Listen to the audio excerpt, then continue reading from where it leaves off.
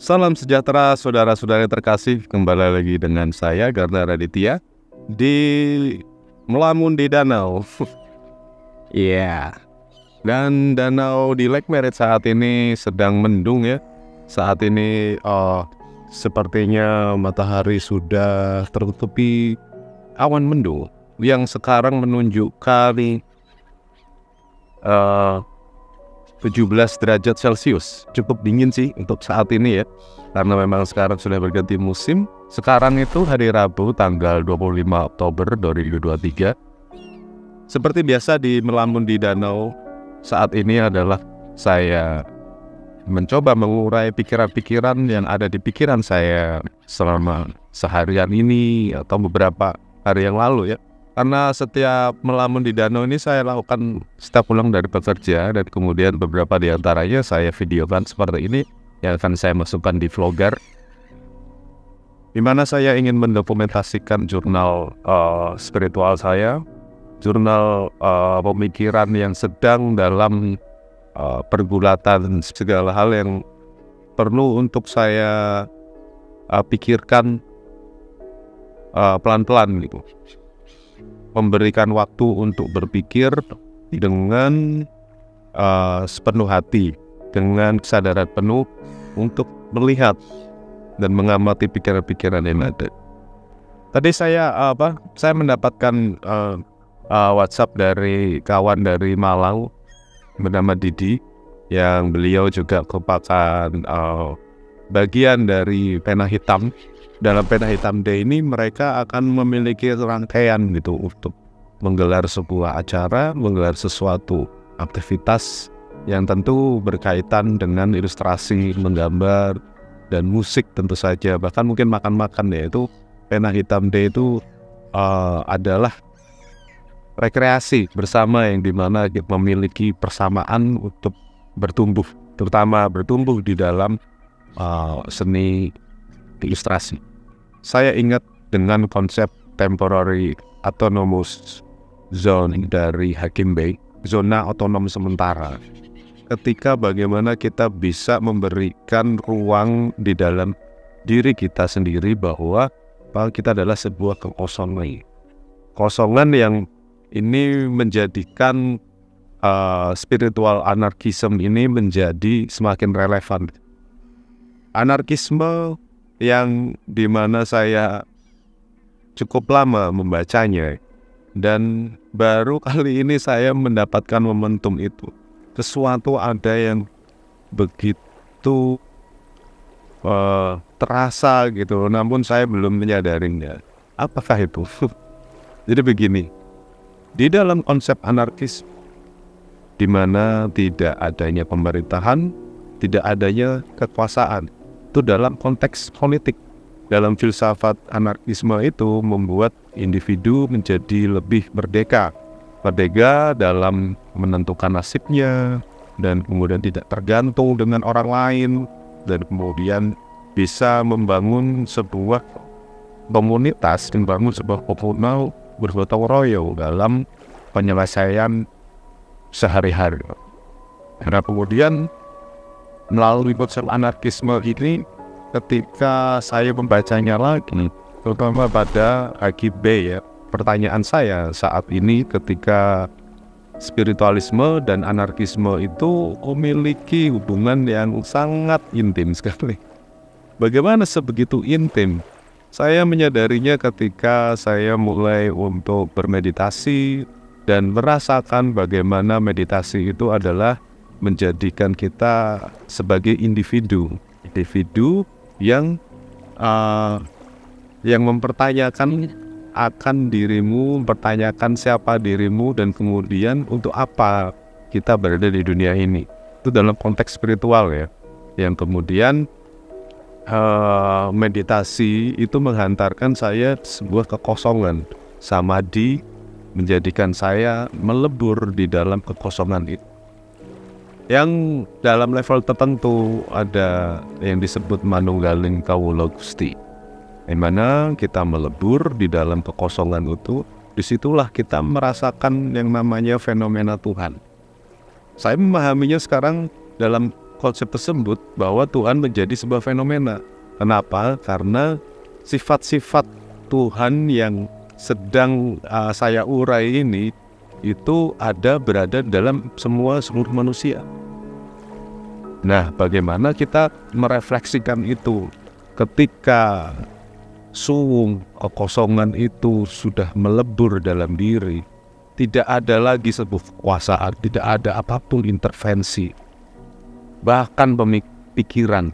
Karena di dalam meditasi adalah kita itu mengamati pikiran, bukan untuk membuat pikiran kosong, bukan. Itu sama aja membuat bekerja lagi.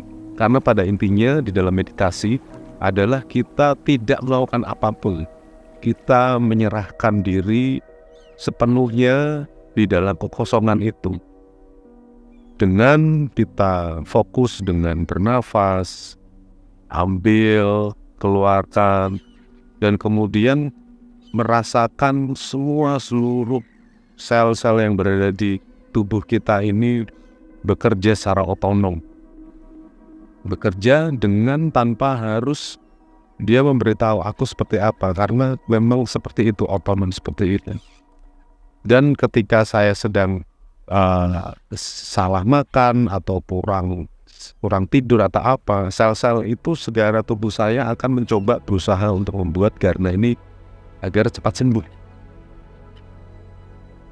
Kesadaran itulah yang sedang saya tuju. Kesadaran itu yang saya pelajari dari titik kita. Ada kesadaran yang telah dimiliki sejak saya dilahirkan, yang dimana kesadaran itu membuahkan siapa kita ini, sehingga kita tidak lagi bukan dari bayang-bayangan ideologi, tidak lagi sebuah bayang-bayang masa lalu, pengalaman, selera, dan hal-hal yang sangat personal.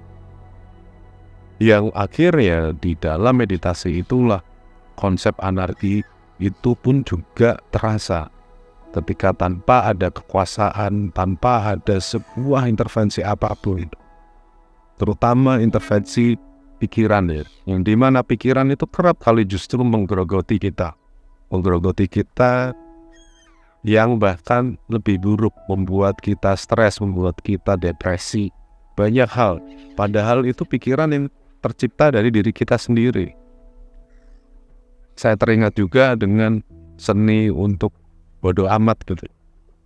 Bodoh amat dengan apa yang dipikirkan orang. Karena orang itu tidak memikirkan kita. Mereka itu juga udah capek mikirin dirinya sendiri, ngapain mikirin kita. Nah, pikiran-pikiran tercipta yang liar itu bukanlah representasi. Maka representasikan apa yang sebenarnya ada di dalam hati ini.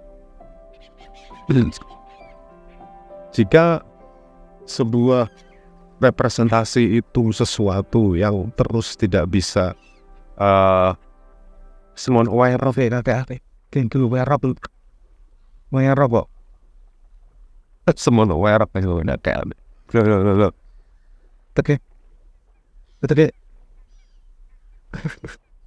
ya, intermezzonya ada aware of, ya, aware of itu dimanapun ada, selama itu ya ada di aku ya wedi deh, misalnya mencolot neng aku ya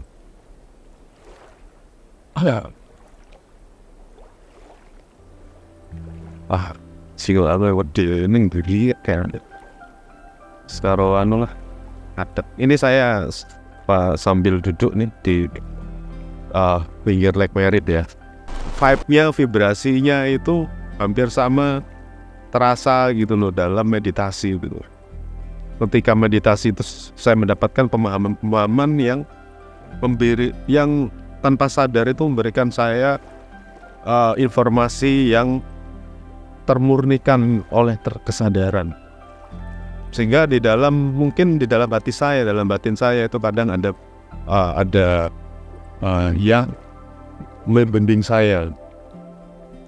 Dan setiap orang memilikinya, tinggal kita mengasahnya. Nah, dari itulah kita tahu bahwa anarki yang sekarang sedang saya redefinisi ini mulai semakin jelas dan semakin mengkerucut. Karena selama ini kan anarkisme itu ya dipandang hanya sebagai politik, itu adalah paham dalam konteks politik. Tapi anarkisme kini tidak hanya pada urusan politik yang itu digunakan oleh para otoritas ya untuk ini bertindak anarkis dan sebagainya. Mungkin kawan-kawan nanti bisa ngecek apa itu anarkisme ya, dan nanti kita akan membahas apa itu anarkisme suatu saat nanti ya. Dari konsep temporary autonomous zone itu akan memberikan panduan untuk bagaimana kita bisa memberikan ruang yang sakral di dalam diri kita. Ruang yang dimana tidak bisa diintervensi. Yang akhirnya ini memberikan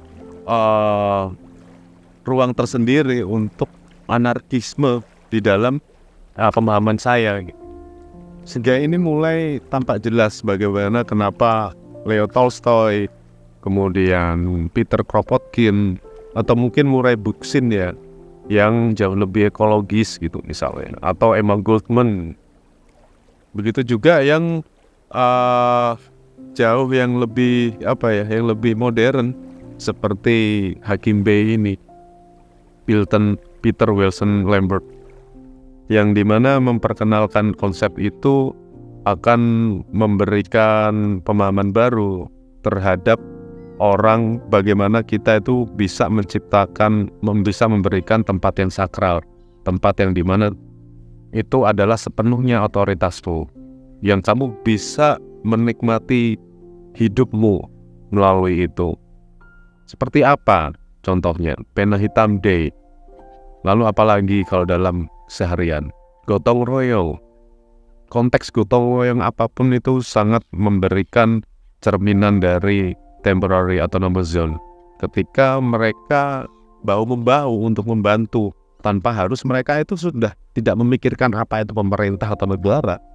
Karena seperti itulah ketika misalnya contohnya lagi nih,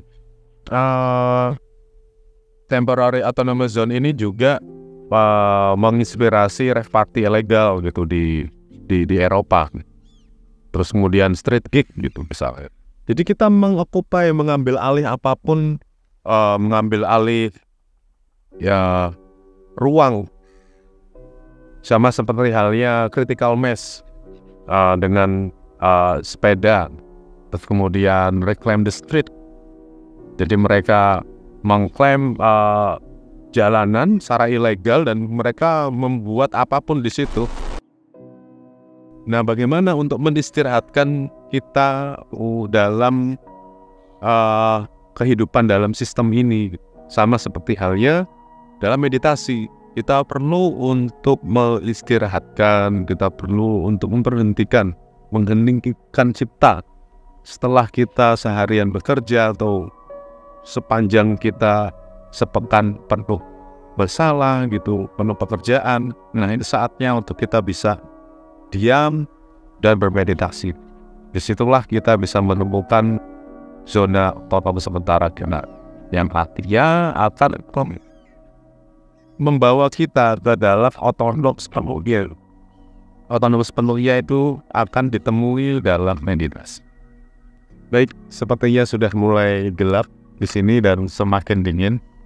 Terima kasih buat teman-teman yang sudah menyaksikan hingga sampai selesai. Semoga video ini bermanfaat untuk kita semua. Sampai ketemu di video berikutnya. Salam.